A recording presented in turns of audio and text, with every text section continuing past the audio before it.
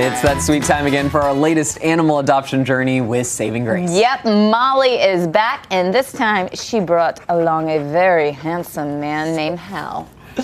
This is Hal. Molly, tell us all about Hal and the journey. A little tripod before us. So Hal came into one of our rural shelter partners, and he had a leg that had been broken a long time ago, and it had healed back crooked, so it was kind of like sticking out to the side and not usable at all for him. It was really hindering him being able to get around and being mobile. So he had an amputation to take that off. Once it's healed back and it's healed wrong, then there's not really any hope of being able to save it. So it gave him a much better quality of life once that was amputated and removed, and he's doing really well now. He's so sweet. He's so nice, and he's ready for adoption. Ready for adoption. And ready for adoption. A recent amputation, like 2 weeks, and it was 2 weeks. Shows you how adaptable animals are. Yes, especially the ones we find that have been living with a painful or an injury that's been really difficult to manage. Once they get their amputation, they just feel so much better.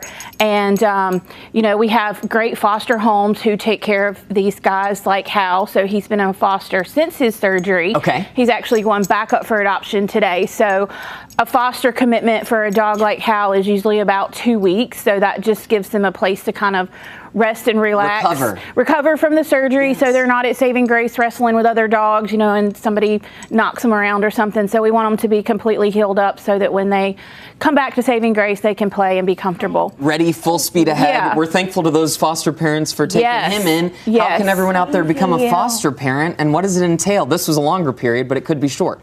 It can be short. So our medical fosters, like Hal, are sometimes actually the shorter ones because he only needs the time just to recuperate. So some might be a little longer if we have to figure out exactly what's going on with him. But Hal's was pretty obvious that he just needed the amputation.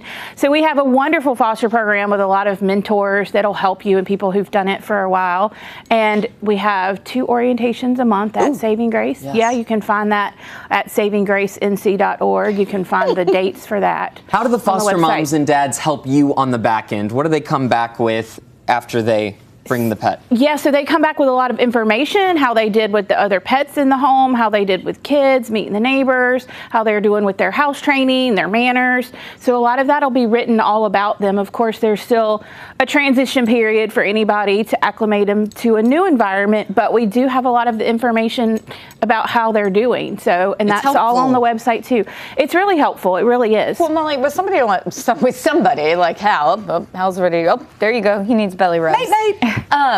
But a dog like this who's had an amputation, it can be a little bit intimidating because we may think that there needs to be extra care. Is there anything that we need to know that would need to be done different with a guy like Hal? Not necessarily. So he probably will have some type of a supplement for his bones just as he ages, because a lot of times if they have only 3 legs, then they're compensating for that extra leg they're missing. So, a dog like Hal will carry extra weight on the front of his body here with his 1 leg. So as he gets older, he's might be a little more prone to arthritis in the front, but a lot of old dogs deal with that anyway. Right. He has 4 legs.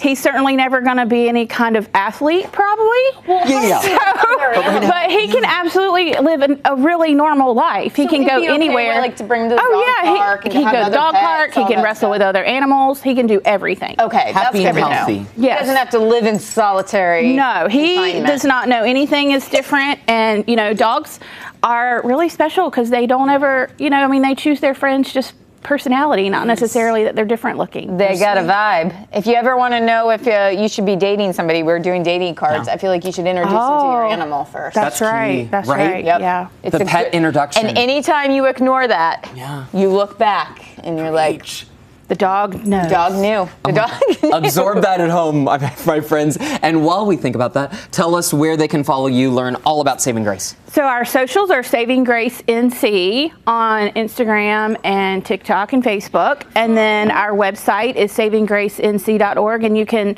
see everything there from fostering to sponsoring, volunteering. When we get a dog in like Hal that needs a surgery, we a lot of times rely on a sponsor to say, I can't adopt or foster, but I can afford to sponsor a surgery for a dog. So that's really important too. So many ways to give back to Saving Grace. Hal can also do yoga. He's demonstrating. meditating on our mat right what here. What can't he do? Thank you, Molly, as always. And Hal for being in the house. And of course, thank you to our sponsor, Michael and Son. Stay with us. We'll be right back.